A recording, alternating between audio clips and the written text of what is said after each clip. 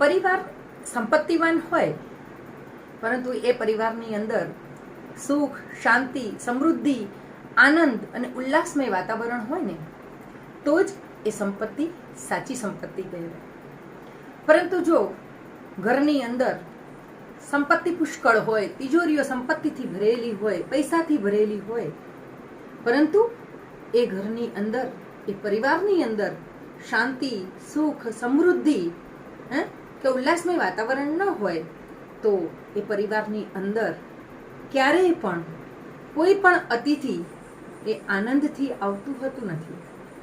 અને ક્યારેય એ રોકાતા પણ નથી.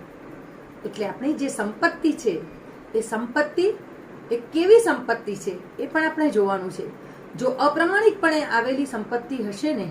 તો એ અપ્રામાણિકપણે આવેલી સંપત્તિમાં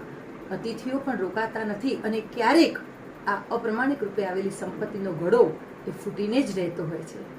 એટલે જો પ્રામાણિકપણે કહેવાય ને કે ડાહ્યા માણસો છે ને એ હંમેશા એવું કહેતા હોય કે પ્રામાણિક કમાણી જ કરવી અને પ્રામાણિકતાને જ એ લોકો પ્રાધાન્ય આપતા હોય છે અને પ્રામાણિકપણે કમાયેલી જે લક્ષ્મી છે, જે સંપત્તિ છે એ જ આપણને પ્રતિષ્ઠા આપી શકે છે, આનંદમય વાતાવરણ આપી શકે છે, સુખ અને શાંતિનો અનુભવ પણ કરાવી શકે છે અને ઊંચા પદની પ્રાપ્તિ પણ કરાવી શકે છે.